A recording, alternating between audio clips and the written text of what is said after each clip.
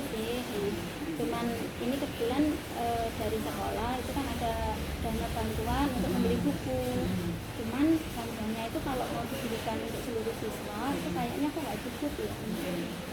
Kemudian gini, masalahnya kan ada penawaran untuk buku itu, ada yang bukunya bagus, isinya detail, tapi harganya mahal.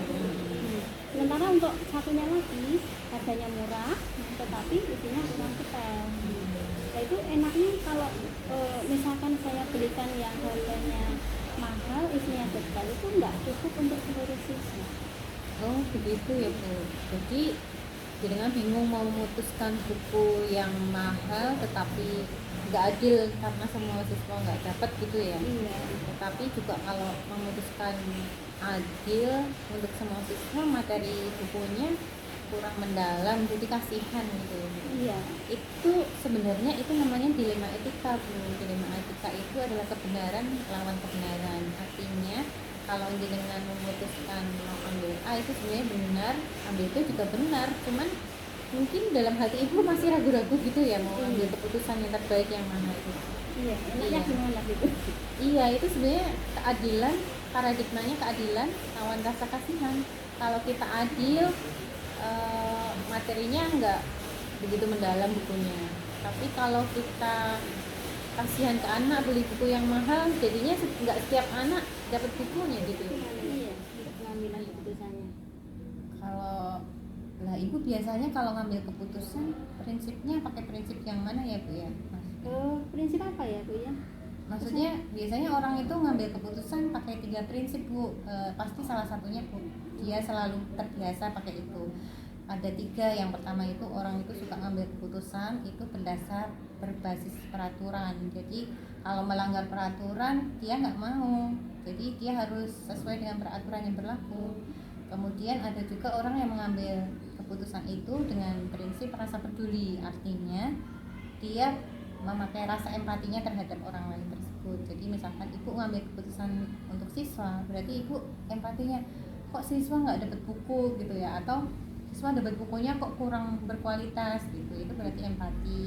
Bisa juga ibu itu ngambil keputusan dengan menggunakan berbasis hasil akhir. Hasil akhir itu artinya yang penting kebermanfaat untuk banyak orang, manfaatnya untuk banyak orang itu tercapai, atau berdasar suara terbanyak gitu. Nah ibu biasanya pakai yang mana? Kalau selama ini sih saya biasanya menggunakan yang hasil akhir. Hasil akhir Iya, gitu ya. Berarti yang penting manfaatnya bisa diterima atau dirasakan untuk orang banyak. Iya. Sebenarnya 3 prinsip itu tidak ada yang jelek Bu, semuanya bagus, cuman ada kelebihan dan kekurangannya. Nah kalau menurut ibu itu berbasis hasil akhir, berarti ibu akan mengambil yang mana ya menurut ibu?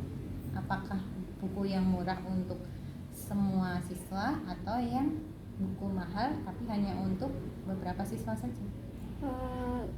Saya akan mengambil yang ini, yang banyak buku, untuk buku yang murah tapi bisa untuk menjangkau semua siswa. Untuk semua siswa. Nah berarti itu memang ibu mengambil keputusannya berbasis hasil akhir, karena menurut ibu yang penting semua siswa mendapat buku dulu gitu kan, yang mendapat haknya dulu.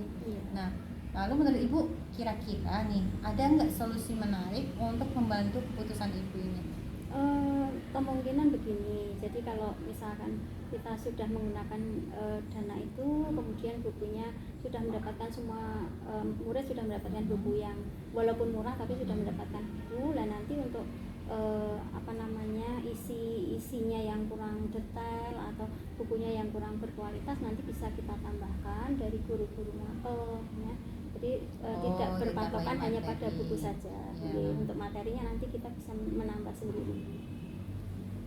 Menurut saya itu kok lebih menguntungkan semua anak daripada yang harganya mahal tetapi hanya beberapa anak yang mendapatkan. Tapi saya kok rasanya agak ragu-ragu ya Bu, apakah keputusan yang saya ambil tadi benar atau salah Bu?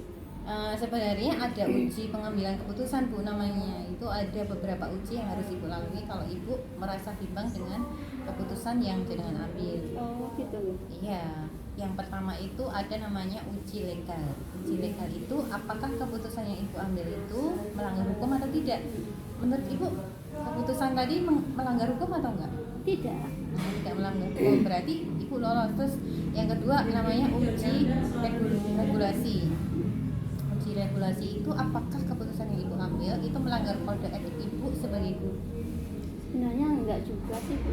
Enggak ya, karena Ibu enggak menyelewengkan dana kan? Enggak. Ibu cuma mengambil keputusan yang berusaha adil untuk siswa. Iya.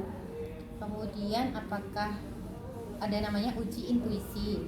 Apakah keputusan yang Ibu ambil itu melanggar nilai-nilai kebenaran yang Ibu yakini di dalam diri Ibu? Misalkan nilai keadilan atau kejujuran itu kira-kira melanggar enggak? Menurut saya sih enggak juga. Enggak melanggar, malah itu menjunjung tinggi keadilan untuk murid Iya, kan? iya. Berarti Ibu sudah melewati 3 uji tadi. Nah sekarang uji halaman depan koran. Apakah keputusan yang Ibu ambil itu jika dipampang di halaman koran itu akan membuat Ibu malu atau melanggar hukum atau bagaimana? Menurut saya juga enggak juga. Enggak juga ya. Enggak juga, Ya. iya. Jadi berarti Ibu sudah melewati 4 uji. Nah uji selanjutnya yaitu namanya uji panutan atau idola. Apakah Ibu pasti punya idola kan? Iya. Mungkin ibunya atau siapa gitu, sekolahnya gimana? Apakah beliau jika dihadapkan pada masalah ini akan mengambil keputusan yang sama dengan Ibu atau berbeda? Menurut Ibu bagaimana? Kalau menurut saya sih mengambil keputusan yang sama dengan saya. Oh gitu ya. Iya. Berarti Ibu sudah, keputusan Ibu itu sudah melewati 9 langkah pengambilan keputusan dan juga sudah melewati uji keputusan. Menurut saya jika semuanya itu tidak melanggar, berarti keputusan Ibu itu sudah benar, Bu. Jadi Ibu nggak perlu ragu-ragu lagi. Oh, begitu ya, Bu. Iya. Tapi perlu kita refleksi. Coba Ibu refleksi keputusan Ibu tadi apa ya? Saya mengambil keputusan untuk membeli buku yang harganya murah walaupun kualitasnya tidak bagus, tetapi bisa digunakan untuk semua siswa. Terus Ibu tadi menemukan hal yang solusi menarik lagi, apa menambahkan apa ya tadi? Materi apa? Iya, mungkin dengan menambahkan materi dari guru-guru mapel kan bisa ditambah pada saat pembelajaran. Jadi kita tidak harus hanya berpegangan pada buku paket saja. Oh begitu. Jadi sudah bisa mengakomodir semua kebutuhan siswa ya Bu Iya, ya. insya Allah bisa. Nah berarti Ibu sudah benar dalam mengambil keputusan dan sudah mantap mengambil keputusannya. Gitu ya. Ya gimana Bu? Puas, sudah puas? Insya Allah sudah puas ya, sudah tahu gimana cara mengambil keputusan. Alhamdulillahirrahmanirrahim. Selamat ya Bu ya. Iya, terima kasih. Ya udah Bu, ada yang mau dibicarakan lagi?